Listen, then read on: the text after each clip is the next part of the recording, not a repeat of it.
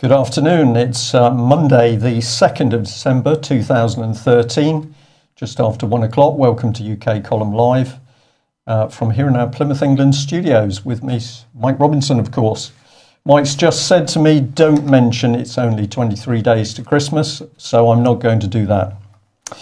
Well, we've got some really... Hold on. What's that? Weather. The weather. Okay, well, the weather's just cold down here in Plymouth, but it's been quite dry over the weekend. And forecast, I think, is for a bit of high pressure stability. So I think we can see more of the same. Should be dry for a few days at least, and cold, chilly, quite pleasant. Good dog walking weather.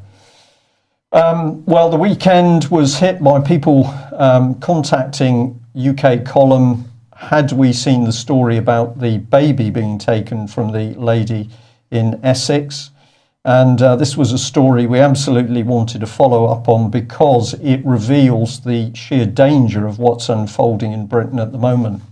So we'll kick off with the Mail report on this, front page of the Mail today. Please don't take my baby. Agony of mother whose baby girl was put up for adoption after secret court judge forced her to have a caesarean. And the basics components of this story are that an Italian lady comes to Britain. She's pregnant. She has a breakdown. She had been mentally ill before, but she had a breakdown. And the police get involved, and she is taken to a psychiatric unit. Essex Social Services get involved. And then in no time at all, the lady's been sectioned, and it's decided by Essex Social Services that they will take her unborn child. So there's legal wranglings over a period, but eventually Judge Mostyn, makes the decision that the woman is to be forcibly sedated and her baby taken by caesarean. And even when the woman has recovered from her mental difficulties at the time, and she pleads very successfully and clearly and succinctly in court that she doesn't want to lose her child for adoption, another judge simply makes a ruling that her baby will be put for adoption with a British couple. So we're now at the stage that never mind British people, foreign nationals in Britain can simply be sectioned behind closed doors, and then judges in secret courts can order that they are literally to be cut open so that their children can be stolen by social services, in this case Essex. And our view on this is that if people have not read the story, they need to read it. And we are going to take you through what the real implications are of this horrific ruling by a secret court in Britain. This has echoes of Nazi Germany, Stalinist Russia. This is an extremely dangerous development, particularly after last week we revealed that social services were hounding a lady protester who'd been peacefully protesting against fracking, but along came Manchester Social Services to say, well, if you carry on doing this, you'll place your children at risk. Let's get into the meat of it then. Well, welcome to Essex County Council. Here, of course, is the traditional website, which is full of lovely green images and smiling faces. Everything in the garden is rosy. Who's really responsible for what's happened to this lady? Well, of course, we must first of all identify Mr. David Finch, the leader of Essex County Council. He is, of course, a Conservative, so this is one of David Cameron's team. This man must share absolutely responsibility for what has happened to the Italian lady. But here he is on the website. He's got a lot to say for himself. On the website, each councillor has a whole host of information on them, which is quite good in some ways. So if people are feeling by the end of the programme that they want to contact David Malcolm Finch, leader of the council, leader of the Conservative group, you'll be able to find his details online or simply freeze our broadcast and you can find his contact details here. Let's have a look at the man. Well, follow the leader. He hopes that in this blog he's going to be able to tell us a little bit about what he's doing, but also the way they're trying to improve the services in Essex, locally, nationally and internationally. And he's going to try and keep his posts interesting and informative, and he hopes people will take part. So he says, I encourage you to share with me your comments and opinions.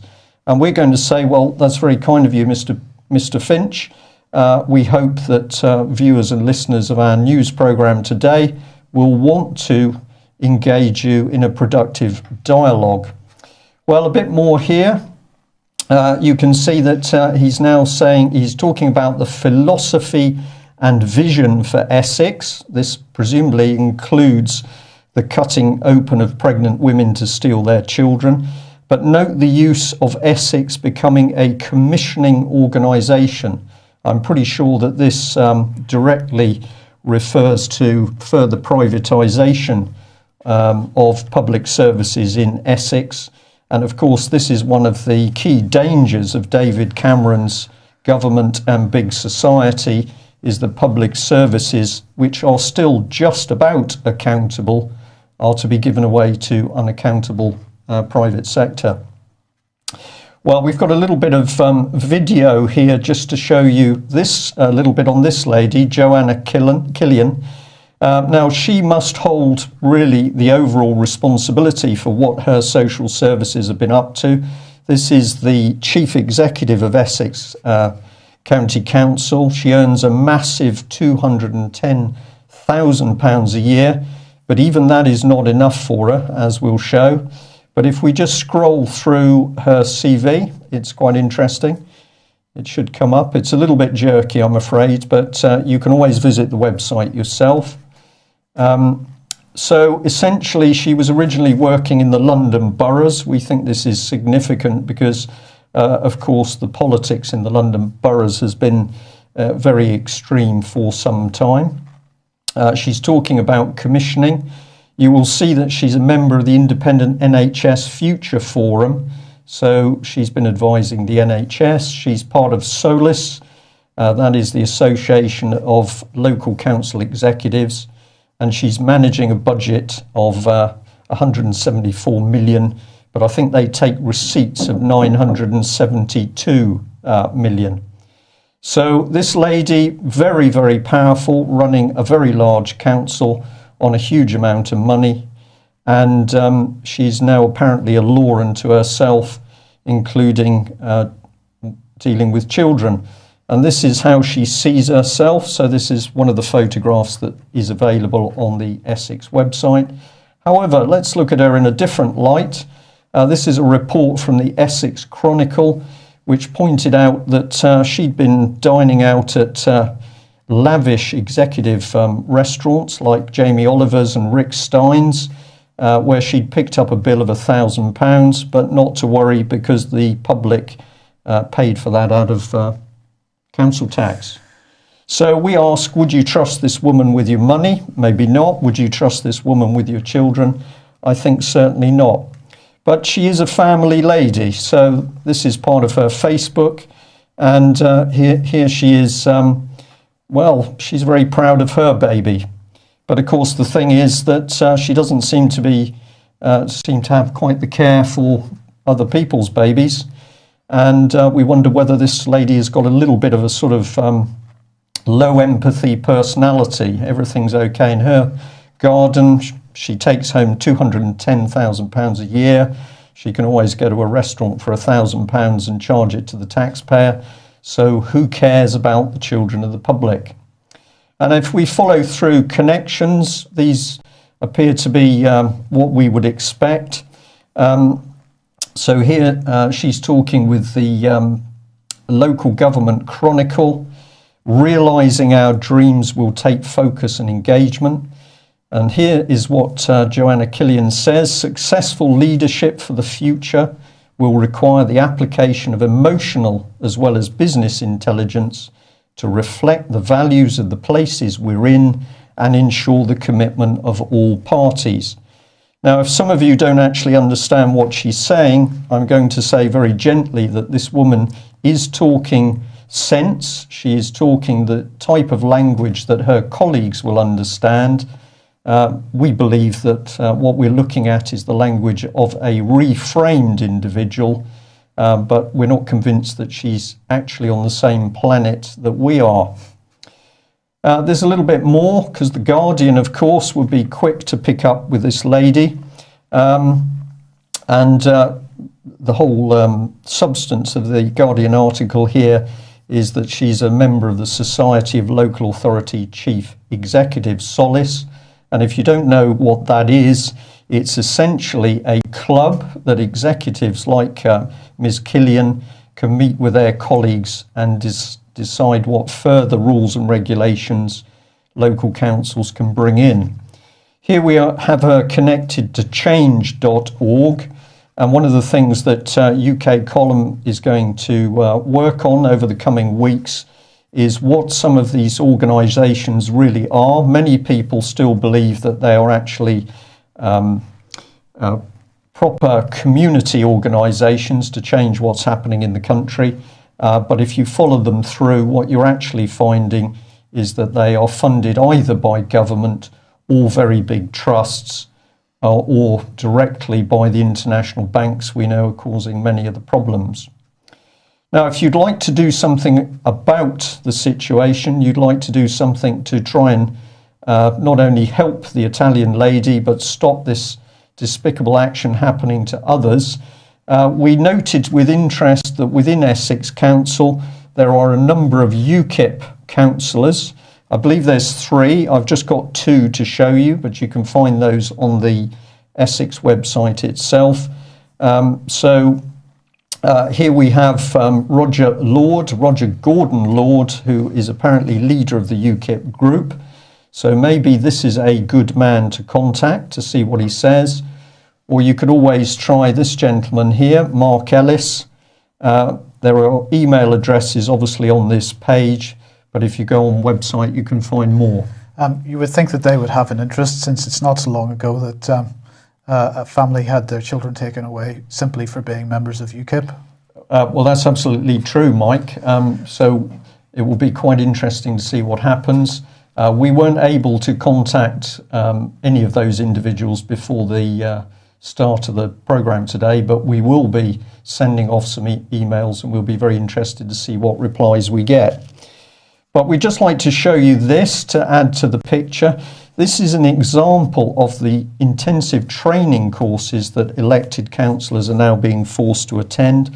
So this is a list taken from the Essex site, but we've got some very interesting things here. Obviously, we've got the children's services and education. We've got speed, effective reading. I would have rather imagined that to be a properly functioning councillor, you would need to be able to read carefully and in depth. Indeed, yeah. But apparently they need training in how to read, which is a little bit worrying. This is an important word, transformation. If you don't understand what this is the transforming of councils from being public bodies fully accountable to the public through elected councillors into David Cameron's big society, which will be unaccountable public bodies, in fact run by the private sector. So just keep an eye on that. And if you're curious as to what urban salt bag training is, this is it's extremely complex initiative run by Essex County Council, whereby people in parish councils or councillors themselves can ask for a bag of salt to be delivered to them in order to prevent chaos on the roads if it should turn very cold this winter. You need training for that. You need training for use of salt bags. Well, where do we go? We should probably come on to this man. Now, we've mentioned Douglas Carswell before. We keep an eye on him because he seems to stand out of one of the few MPs that can think with common sense. And he says some very interesting things. This is what he had to say on what has happened in Essex. As an Essex MP, I have serious concerns about Essex Children's Services. They are unaccountable and out of control. These people are dictators who abuse their powers. They are arrogant bullies and people are frightened of them. They operate in secret. They have great powers and they are unaccountable. Now, if this is being seen by an MP, then we've got to say it totally agrees with what we've believed via research over many years. But we disagree with Mr. Carswell on one point. It isn't that social services are just unaccountable. They can do what they like because they are supported by individuals such as this gentleman. So here he is, Nicholas Mostyn. He's an Ampleforth old boy. And we just looked at the picture of this man, meet the cold grey eyes of the judge who calmly ordered a woman to be cut open and her child taken against her will. So this is down to the nub of the problem. Social services are acting outside their authority, but they could only do so to this scale with the support of people like this judge. What can we say about this man, really, Mike?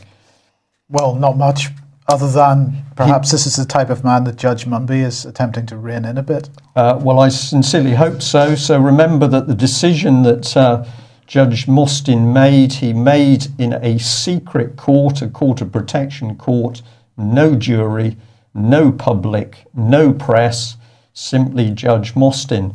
This is the machinery of a full-blown dictatorship, and we are going to say to you today, we couldn't have given better proof that Britain is moving into a very dangerous phase unless we all start to do something to stop it, which is exposure. We'll just add this in a little bit from the Telegraph on Judge Mostyn. Here he is lurking down at the bottom, and the article was that he'd left his wife of 27 years, I think, to take on a new relationship with the widow of the barrister who was shot dead by police. We'll leave you to think about the implications of that little story. But of course, Essex has to be seen against our reports last week about the fracking protests and Manchester Social Services.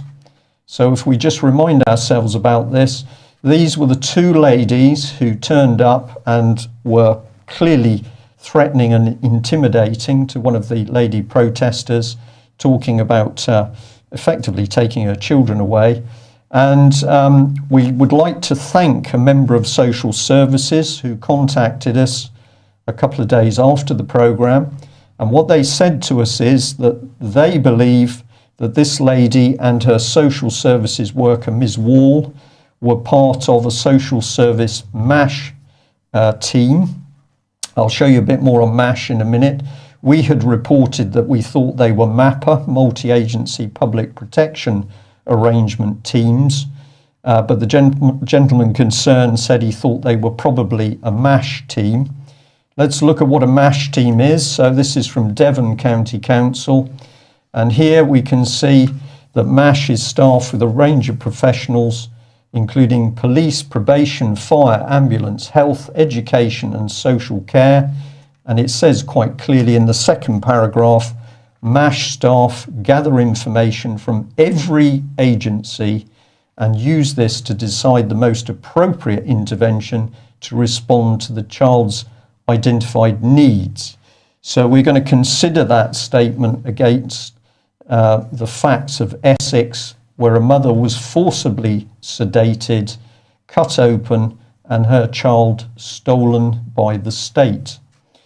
What is it close to? Well, thank you very much to the contact in Germany who sent us the information which is at the top of your screen. There are a number of people now warning that in Germany children are being taken, I can't say in the manner of a caesarean, but children are simply being taken by the state. And in this sequence of videos, there is one particular video in which a little girl is taken, and here you can see the time breakdown, highlighting when the little girl is pleading that she doesn't want to go. The police are forcing her away from her father. The girl is taken from her father and is terrified. And the key part of this is the father is asking if anyone has noticed that the people involved in this child stealing episode were all former spies of the state security of the former East Germany. So we'll leave it there. Please research it yourself. Just before we do leave it there, we were hoping to have Vanda, the lady that we were talking to on Thursday from the Barton Moss protest, on today, but unfortunately we weren't able to get that one off. But I just wanted to bring everybody up to date on this. Over the weekend, her home was broken into and her computers were taken. However, there was no sign of forced entry. So this is sheer intimidation by some agency unknown. Well, we just have to wait and see what happens with that.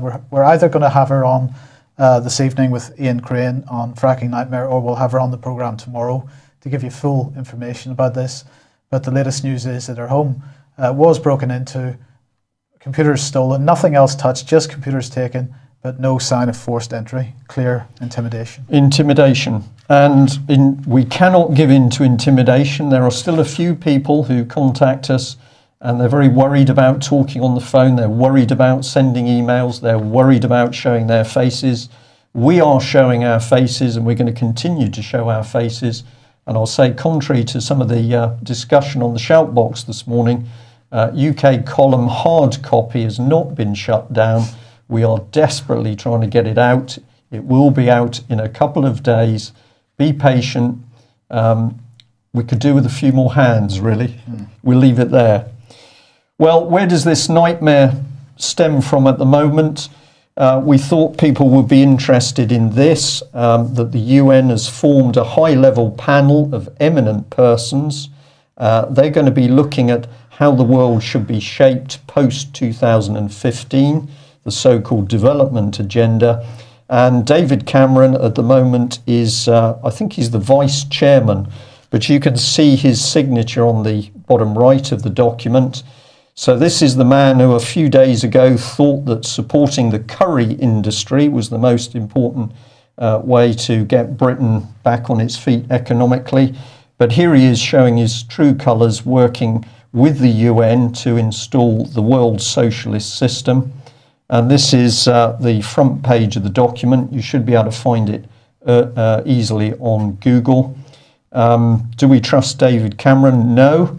But we're going to point out again that, of course, when he'd probably had a couple of beers and left his daughter at the pub, surprisingly, nobody from Oxfordshire Social Services called up to visit him, section him.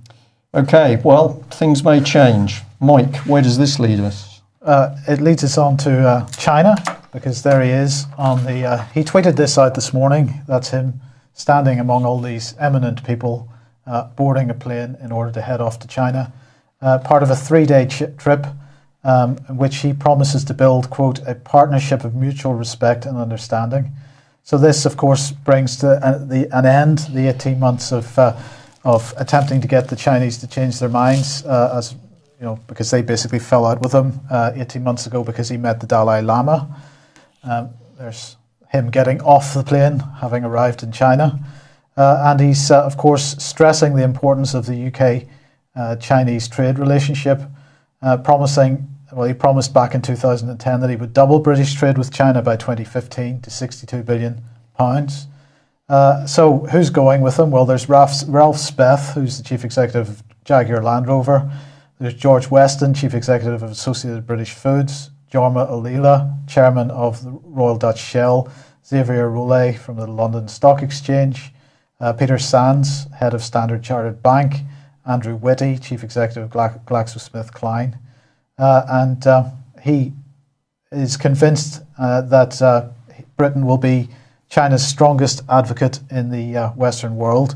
And there we have him meeting with Chinese leaders this morning. So of course, many people are calling David Cameron a hypocrite for going and dealing with China in this way, because of Chinese human rights records. And I know you and I may have a slightly different view on this, but I just find it kind of ironic that as Britain is heading more and more towards dictatorial, communist-style behaviour in the way that it treats its people, China is actually moving in the other direction. And while there's plenty to criticise China for in the past, I mean, they've just announced they're shutting down their gulags, and they're trying to move out of that kind of way of thinking. How far that goes and how fast that goes remains to be seen. But in the meantime, Britain is turning into a gulag state. Well, we could argue that they're basically merging somewhere in the middle. Perhaps David Cameron's finding it easier and easier to talk to the Chinese, because when he meets them, the Chinese say, well, I hear you're now cutting women open and taking their babies, which is something probably goes on in China. Perhaps they're finding comfortable dealing with each other. There's a merging of policy, I think. Well, it was interesting that this morning on BBC, the discussion was about how really you can't really worry about human rights when you're discussing trade. Right. Well, that says it all, doesn't it? Yes. Really? That says it all. So don't forget, we've regularly reported that, of course, David Cameron was helped into his position as leader of the Tory party by taking money from Mr. Zabludowicz, Finnish Israeli former arms dealer, with a wife who promotes some pretty unsavoury images. So is Mr. Cameron the nice Christian he pretends to be? I'm not convinced, really. Sorry. Yes. It's waiting for me. Okay, well, this is Friday's story, but we didn't do a programme on Friday, so just wanted to mention it. Obviously, this article has caused a lot of discussion over the weekend. Britain considering building new fast breeder reactors in order to burn its stockpile of plutonium. 100 tonnes of plutonium, likely to be 140 tonnes of plutonium by 2020. And many people saying that this is insane. Why would we do this? Well, why would we not do it, Brian? At the end of the day, we've got this 140 tonnes of plutonium. The best way to deal with it is to burn it, is it not? We'll burn it up in this sense, yes. Yes, we're not talking about putting it on a bonfire here. No, exactly. But I think this is one of the things that, whatever else is going on in UK and the world at the moment, we've got to be practical about issues that have got to be dealt with now. It's not a question of waiting into the future. And I do think sometimes that there's a tendency we're jumping into, we're all going to solve it in the future, whereas there's practical things need to be done now, and this is one of them, in my opinion. Well, indeed, because here we've got an article sent to me this morning by John, thank you very much, pointing out that these transformers from Didcot, which was a power station that was capable of generating 2 gigawatts of electricity, so the entire generating capacity of the United Kingdom is 80 gigawatts or so. So this was 2 gigawatts of electricity. And this coal-fired power station has been shut down as a result of the Large Combustion Plant Directive, and its transformers are heading off to Germany. So, at the end of the day, we do not have energy infrastructure, power infrastructure, which is capable of replacing this at the moment. Britain is to be shut down, and we could take a look back at what the EU has told us is to happen to Britain, and that was to be a country dedicated to tourism with some agriculture, and that's really where we're getting to. Can't put it any more bluntly than that, really. Okay, right. So this is Mark Faber, and Mark Faber is a PhD economist. Grew up in Switzerland, lives in Hong Kong, and publishes the Gloom, Boom, and Doom report monthly. He's a world-renowned economist, and he's pointing out this week that we exist in a massive speculative bubble which has encroached on everything from stocks to bonds to Bitcoin and farmland. And he's pointing out that the cost of farmland in the United States has quadrupled. In fact, he's even worse than that. It's up 10 times over the last 10 years. So 10 times as much to buy an acre of farmland today as it was 10 years ago in the US. We're seeing these massive bubbles being exploded in every area. We've been talking about the housing market recently, which, as we've pointed out, is really a debt market. And he's saying that the markets have reached record highs, could still rise further before the bubble bursts, particularly in light of the continuing stimulus programs. Again, as we mentioned last week, the European Central Bank getting involved in this funding for lending idea, just as the as the Bank of England is. So, this is another world-leading economist coming out and saying that we're sitting on a time bomb. It's an insane situation and we've got to sort it out. Well, we know what to do. We just got to do it. Bradbury Pound and Glass-Steagall, yeah, keep banging on about it. It'll come. It has to. Okay, Ukraine, obviously big news over the weekend because the people are back out on the streets. Now, this originally began as mainly a student protest over the fact that the Ukrainian government does not want to join the European Union, quite wisely.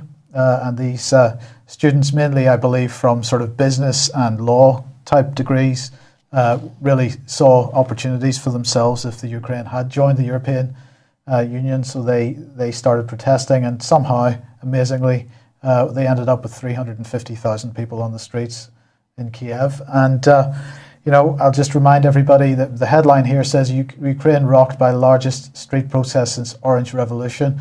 Let's just remember how the Orange Revolution happened. It was a direct result of the activities of George Soros and his various foundations and other NGOs.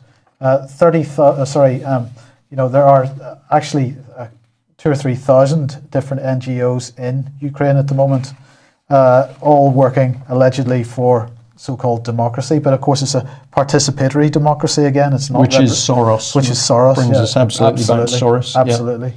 An estimated 2,200 EU and US funded NGOs working in the Ukraine, and it was these same NGOs that were responsible for the Orange Revolution.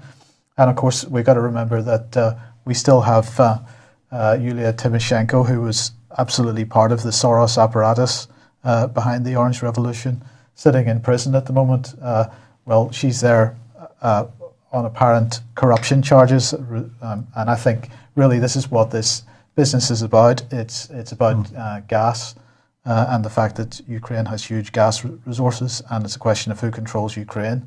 And of course, just to make a point, this is George Soros Open Society Foundations. It says here, the International Renaissance Foundation's mission is to foster an open, participatory, pluralist society based on democratic values in Ukraine. What business is it of the Open Society Foundations and George Soros to be in that country? Well, Mike, we're on to the crux of what's happening everywhere. If you get into who's driving it, who these organisations are, 38 degrees change, doesn't matter what it is, follow them through and you come back to the sort of Soros funding. How is big society being implemented in UK comes back to these same organisations with connections through to Soros. So he's clearly a major driver. When you know where to look, it's pretty easy to see what's going on. Follow the money trail. If you see a smart website, follow it through, and you'll eventually come to the open society type foundations, Roundtree, Demos. They're all there in the background, and we'll be working to take the lid off. And of course, these same foundations are currently whinging about the fact that Vladimir Putin is stepping on them quite firmly in Russia at the moment, and who can blame him? It does appear that Putin's has woken up to actually what these organisations are doing in his country. So, and we're seeing the same things in Egypt, we're seeing it going on in Syria, we're seeing it in Somalia, Nigeria, Kenya as well. And basically, it's getting very, very interesting to see connections with the BBC and these activist organisations. And if you haven't already done so, have a look at BBC Media Action, the BBC so-called charity that is helping to train the media in emerging democracy. So good old BBC, you can trust them for accuracy of reporting, truth, honesty. They're training the emerging media. What can you say? Indeed. And of course, it's not just Ukraine, because the same type of operation at work in Thailand. This is I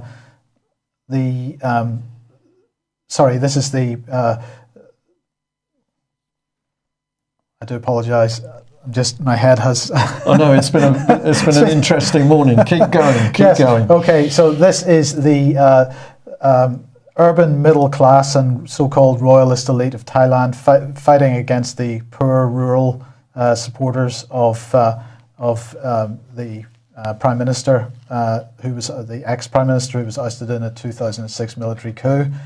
Do apologise for that. 30,000 protesters on the streets and so on. It's a similar type of operation to what's going on in the Ukraine, we just need to keep an eye on that. But in the meantime, of course, while all this destabilisation is going on around the borders of Russia and China, Russia absolutely is stepping up plans to improve its military capability.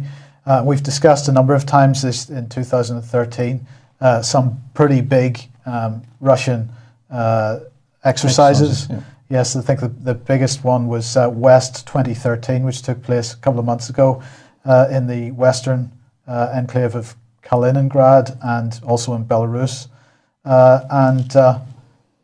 What this report is pointing out is that Russia is planning to build 4 absolutely massive military training ranges at various parts of the country.